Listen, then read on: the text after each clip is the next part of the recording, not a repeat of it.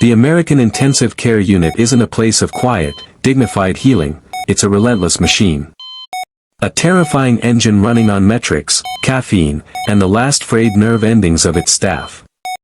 The currency here is not money, but empathy, and for the people who staff the long, dark hours, that currency is running out. This is St. Jude's, and for Nurse Evelyn, another night has begun. By 7 p.m., the chaos is already a symphony. The walls of St. Jude's don't block out the stress. They echo it. The intense, synthetic sound of the ticking wall clock feels less like a marker of time and more like a countdown to disaster. Evelyn, 30-something and a veteran of the night shift, moves through the din. The world outside the ICU demands flawless operation, but inside, every second is a scramble. A monitor screams an alarm, demanding attention. The blur of a gurney rushes past, its cargo a pale, critically ill shadow. The hiss of oxygen and the frantic, clipped words of the doctors become white noise. Evelyn has mastered the art of functioning inside this storm. Her movements are surgically precise, but they are utterly devoid of emotion. She's learned that in this environment, emotional distance isn't cruel, it's the only way to survive. She built a wall years ago, recognizing that her compassion was the most expensive thing she had. To endure, she had to stop caring too deeply. She checks event setting. She charts complex drug administration. She adjusts a pump. Every task is perfect, yet every movement is joyless. This defensive mechanism, this internal shutdown, has kept her employed, but it has hollowed her out. She's exhausted, but the system demands more. The clock ticks past 11 p.m., the urgent chaos finally subsides, giving way to the hollow, terrifying stillness of the deep night. The beeping monitors settle into a hypnotic, monotonous pulse. The silence is worse than the noise, it's the quiet moment when the staff finally feels the full, crushing weight of their fatigue. Evelyn begins her late-night rounds, moving down the long corridor of private ICU rooms. Her focus remains purely mechanical, procedures, vitals, paperwork. She passes room 4, occupied by Mr. Hayes, an elderly patient who has been stable, but non-responsive, for weeks. She glances in, an automatic movement, cataloging the room's predictable normalcy, the green lines of the heart monitor, the still sheets.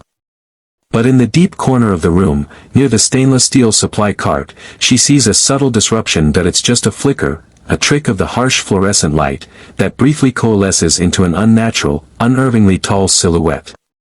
It looks skeletal, wearing the loose, faded outline of old medical scrubs, and it stands perfectly still in the shadows. The apparition is a chilling distortion of the space, an impossible figure where only air should be. Evelyn stops. She doesn't gasp or recoil in terror, she's simply too tired. Her rational, exhausted mind instantly dismisses the image, scrambling for the technical explanation. Too many hours. Too much caffeine. A momentary break in reality. She doesn't question the sanity of the image, she questions the sanity of the workload that produced it. Slowly, she brings her hand up, pinching the bridge of her nose, rubbing her eyes hard against the overwhelming, blinding strain. When her eyes clear, the corner is empty. The glitch is gone. Evelyn takes a long, slow breath, the metallic smell of the hospital filling her lungs. It wasn't a ghost. It was just a hallucination of overload. The pressure of her 70-hour work week had caused a technical error in her brain, nothing more. She forces herself to dismiss the phantom image, updates room 4's status as stable, and continues her walk down the hall. The system demands that she keep moving, and the night is still long. The quiet of the ICU at midnight is deceptive. It isn't peace, it's the air thick with shared fumes of anxiety, fear, and bone-deep fatigue. This is the shift change, but no one is truly rested. The nurse's station hums with a low, tense energy, the place where professional walls crumble just enough to reveal the crushing weight of the job. Every conversation now carries the metallic tang of shared exhaustion. Evelyn moves to the charting desk, where Dr. Carter, the attending physician, waits. Carter is a man in his 50s, whose weary eyes reflect every impossible ethical decision he's faced in the last 20 hours. Their exchange isn't about human life. It's about institutional pressure. Room 4, Carter dictates, his voice raspy. Hayes is stable, but keep the pressures tight. If his sodium drops, I don't want a liability review on my desk. Everything by the book, Evelyn. Metrics matter more than miracles right now. Evelyn nods, the familiar, bitter taste of his words landing like lead. In this machine, patients are stable or unstable, not people. Nurses are diligent or negligent, not exhausted. The pressure always rolls downhill, and it lands squarely on the night shift. Moments later, she finds herself in the drug dispensary with Nurse Ben. Ben, barely in his mid-20s, has a younger, more vocal cynicism. They are counting narcotics, a procedure that requires laser focus but is usually done in resentful silence. "You look like you saw a ghost, Eve," Ben muttered, not looking up. "Just the usual one," Evelyn replied, her voice flat. "The one that tells me I should have gone into real estate." Ben snorted. "Mine told me I should have called out 5 hours ago. The only reason I haven't is that the replacement nurse would be even more miserable. We're all just feeding this beast until we drop, right?" Evelyn didn't confirm or deny it. That shared, self-destructive fatalism was the glue holding the night crew together. She felt her practiced distance waver. Ben's openness was a danger. A reminder of the humanity she'd sealed away, but the real danger wasn't the camaraderie, it was room 4. A creeping, irresistible pull dragged her back toward Mr. Hayes. She told herself it was purely clinical, she needed to recheck the 4, maybe that brief hallucination earlier meant she missed something vital. She walked inside the room, deliberately avoiding the empty corner where the shadow had flickered. Damar. Hayes lay still, tubes feeding and monitoring his life. Evelyn leaned over the bed railing, reaching for the 4 pump to adjust the flow rate. That's when it appeared that it wasn't a shadow this time. It was real, physical, and absolutely terrifying. Sitting on the foot of the bed, right on the clean white linen, was the burnout ghost.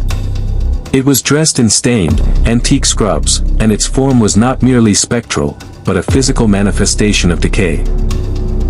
Its skin was paper-thin and brittle, pulled tight over bone, and its eyes were two dark, hollow pits of pure absence. It smelled faintly of iodine and old linen. The ghost didn't move toward her. It didn't make a sound. It simply raised one skeletal hand, the fingers long and yellowed, and pointed directly at the clipboard where Evelyn had deferred 2 minor, non-critical tasks earlier in the shift, and then it slowly turned its hollow gaze and pointed directly at Evelyn's heart. The message was clear, freezing the blood in her veins: "You deferred your duty. You are compromised." This wasn't some random poltergeist, this was the embodiment of punishment for exhaustion. This was the ghost of Martha, who died because she made a mistake when she was too tired to function. And Martha was telling Evelyn she was next. Evelyn's breath hitched, turning into a soundless, strangled gasp. She didn't scream. The panic was silent, internal, total. Her hands shook violently. The clipboard containing Mr. Hayes's record slipped from her grasp and hit the linoleum floor with a sharp, echoing clatter. Just then, Nurse Ben walked in, drawn by the sound. Evelyn stood rigid, staring at the figure, now completely visible, solid, and utterly focused on her, and frantically tried to regain control. "Eve? What's wrong? You dropped the chart." Ben bent to pick it up. Evelyn forced the words past the paralyzing fear. I just need coffee. Need coffee. Stronger than death, maybe. Didn't sleep well. The chart slipped. She backed quickly out of the room. Ben looked at her, then back at the foot of the bed where the ghost sat. He saw nothing but the still form of Mr. Hayes. "Everything looks fine here, Evelyn," Ben called out, checking the monitor. "Just go get that coffee. You're definitely running on empty." Evelyn managed a jerky nod, her horror solidified. No one else saw it. The terror was reserved entirely for her. A personalized, chilling mirror of her own professional and emotional failure. The burnout ghost was Evelyn's alone, and it was watching her. You saw what Evelyn saw, the cost of staying too long. We've all been there, pushing past exhaustion until the world starts to glitch. But what if that glitch is watching you back? If you've ever felt the absolute terror of being overwhelmed by work, hit that like button and subscribe. You need to stick around to find out the truth hidden in St. Jude's. Because the scariest part of this story is that the hospital system itself is the real ghost. Evelyn couldn't trust the coffee or the exhaustion anymore. What she saw in room 4 was too real, too targeted. The skeletal nurse was not a random phantom. It felt like a message, a dark piece of the hospital's history that was suddenly demanding her attention. That if the ghost was real, the truth lay in the one place the hospital tried to forget, the archives. At 3:00 a.m., Evelyn took her keycard and descended. The hospital basement was a forgotten world of concrete, dust, and chilled air, a tomb for old files and bad decisions. It was a low-tech horror compared to the beeping, high-definition chaos of the ICU upstairs. The only light came from the single bare bulb over a reading desk, illuminating decades of forgotten paper. She hunted for a long-ago incident, a tragic event, perhaps a suicide or major error. The kind of story that gets quietly buried under mountains of liability reports. The quiet hum of the fluorescent bulb was all that broke the silence, but Evelyn felt a profound presence. As she pulled a brittle, brown file labeled, Nurse Incident, 1978, the spectral chill returned. She didn't have to turn around. She knew. The burnout ghost was there, silent and motionless, standing exactly where the shadows were deepest, watching her. Evelyn didn't run this time. She couldn't. She needed to know the identity of the decaying figure that had stared into her soul. She forced herself to focus on the yellowed file contents. The records told the brutal story of Nurse Martha. Martha was a diligent, overworked woman. She was drowning in debt, common even then, and was forced to stack shifts, doubles, then triples, just to keep her family afloat. She was running on empty, her consciousness blurred by a lethal combination of fatigue and desperation. Then came the error. A fatal mistake in calculating a medication dosage for an elderly patient. A simple oversight, committed in the middle of a 36-hour stretch with no sleep. The hospital's official records were a masterclass in deflection. There was no mention of the systemic pressure, no critique of the crippling schedule that had broken her mind. The documentation simply stated, failure of professional judgment. The system had consumed Martha, and then blamed her for being consumed. 2 weeks later, she took her own life in the unit. Reading the words, Evelyn understood. The ghost wasn't a creature of random malice. It was the physical manifestation of institutional burnout, the ultimate price paid when a person's humanity is sacrificed to meet arbitrary coverage quotas. Martha was not haunting the hospital, she was haunting the nurses who followed her, the ones who, like Evelyn, had built an impenetrable wall around their hearts just to survive. The ghost of Martha, standing silently behind Evelyn, was not there to harm the patients. It was there to accuse the living nurses who had become as mechanical and uncaring as the hospital itself. It was pointing out that Evelyn had traded her compassion for endurance, and now she was just a husk, ripe for the same fate Martha had met. Evelyn's hands trembled as she reached the last page of the file. Tucked inside was a small, creased staff photograph. It showed a young woman, maybe 25, in a crisp white uniform, her eyes bright and hopeful, a genuine, wide smile across her face. It was Martha. Evelyn stared at the photo, and in that hopeful, long-lost expression, she saw something impossible, herself. Not the jaded, exhausted veteran charting in the dark, but the optimistic nurse who first walked into St. Jude's 10 years ago, full of fire and belief. The ghost remained silent, watching. Evelyn knew what she was looking at. She was looking at the person the job had tried to kill, and she realized the only way to send the ghost away wasn't through fear, but through the resurrection of that hopeful self. The redemption of Martha lay in Evelyn finding her own lost humanity. Evelyn returned from the basement, her mind heavy with Martha's tragic history. She was prepared for the burnout ghost, but not for the code blue alarm that shrieked from room 4. The sound ripped through the pre-dawn stillness, transforming the unit instantly from quiet dread to controlled pandemonium. Code Blue, Room 4. Evelyn, Dr. Carter, and Nurse Ben converged instantly. Mr. Hayes's monitor was a chaotic scribble of distress, his vitals were plummeting. The machine was failing, and the time for charting and resentment was over. This was a battle for a single life. Evelyn took her position. She mounted the bed, prepared for chest compressions. Her training kicked in, pushing aside fatigue and fear. This was pure, mechanical action, the kind of professional response that had kept her sane for years, but then, the temperature in the room plunged. The air became heavy, brittle with an impossible cold. Standing directly opposite her, blocking her line of sight to Dr. Carter, was the burnout ghost. That IT was no longer a shadowy figure or a decaying image on the bed rail. It was fully, physically manifested, dressed in its antique, stained scrubs, its hollow face radiating a crushing sense of defeat. It stood there, a silent, terrible roadblock, forcing Evelyn to look directly into its empty, accusatory eyes. Evelyn was caught between two immediate deaths, the patient beneath her and the historical, spiritual death standing before her. The ghost wasn't attacking the patient, it was attacking Evelyn's resolve. It was the physical manifestation of her own overwhelming fatigue, a final, seductive invitation to surrender. You can stop, the eyes seemed to convey. You can let the machine win. It's easier to just stop caring. Carter yelled for the defibrillator. Evelyn didn't respond immediately. She was locked in a terrifying stalemate, her hands hovering above Mr. Hayes's chest. The ghost's image was superimposed over the patient's face, demanding she acknowledge the cost of this work. It was the moment of climax, the system's pressure concentrated into a single, overwhelming entity.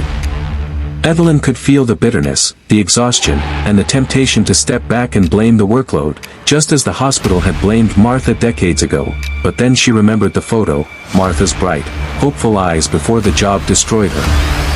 She realized the only way to save herself, and perhaps save Martha's soul, was to choose empathy over self-preservation.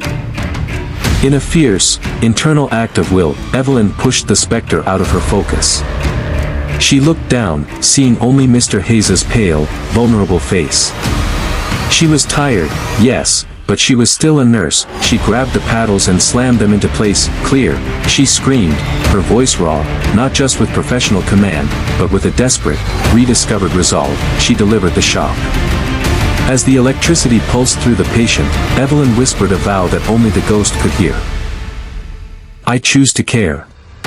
I am still here. The monitor gave one final, desperate beep, and then, the terrifying, chaotic rhythm resolved into a slow, steady sine wave. Mr. Hayes was back. In that exact moment of successful revival, the burnout ghost of Martha gave a silent, rattling exhalation. Its skeletal form began to crumble from the feet up. The figure dissolved instantly, turning into a fine, gray, ash-like material that scattered into the sterile ICU air, leaving no trace. Martha was finally released by Evelyn's refusal to follow her down the path of despair. The terror was replaced by a profound, if draining, sense of victory. The battle was won, the critical moment had passed. Mr. Hayes was stable. The burnout ghost had been banished, dissolving the moment Evelyn chose empathy over her own exhaustion. But the victory felt profoundly quiet, almost hollow. Evelyn was still physically drained, standing in the cold aftermath of the clash. Now, the true, quiet redemption had to begin. Clock crept toward 6 a.m., the atmosphere in the ICU changed abruptly. The automatic doors slid open, and the morning shift arrived. They brought with them a loud, almost shocking energy, fresh voices, crisp uniforms, and a naive belief that they could simply take over without incident. This flood of new life was a sharp, painful contrast to the dark, tense silence Evelyn and her colleagues had endured. Evelyn moved to the nurse's station, focused on completing the handover charts. She was emotionally spent but clear-headed, the haze of fatigue lifted by her confrontation with Martha's ghost.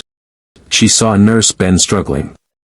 He was hunched over the computer, his face pale, wrestling with the final, complex documentation required after a code blue incident. The exhaustion from the night was clearly winning the battle with him. Evelyn, who just hours ago would have ignored him to preserve her own limited energy, paused. She walked over and placed a hand lightly on his shoulder. "Go get a juice, Ben. I'll finish the cardiac flow sheets. You need to clear your head before the sun hits you." Ben looked up, shocked by the unexpected kindness. "Evelyn. You sure? That's an hour of charting." "I'm sure," she said simply, already pulling up the correct forms. It was a small act, but it felt enormous. A tiny, intentional breach in the wall of survival she had built. She was caring for a colleague, recognizing that the system's pressures had nearly claimed both of them. Moments later, Dr. Carter approached her.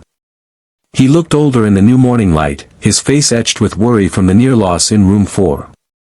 "We almost lost Hayes," he admitted, his voice low. "If you hadn't moved when you did, thank you, Evelyn." Evelyn accepted the thanks, but she didn't just walk away. She realized she had to speak. The ghost was gone, but the cause, the institutional grind, remained. "Doctor," she started, keeping her voice level. "I'm charting out now, but I need to say this. What happened tonight wasn't just a clinical emergency. We are working impossible hours. The kind of fatigue that causes errors. We need mandatory shift caps and real mental health support.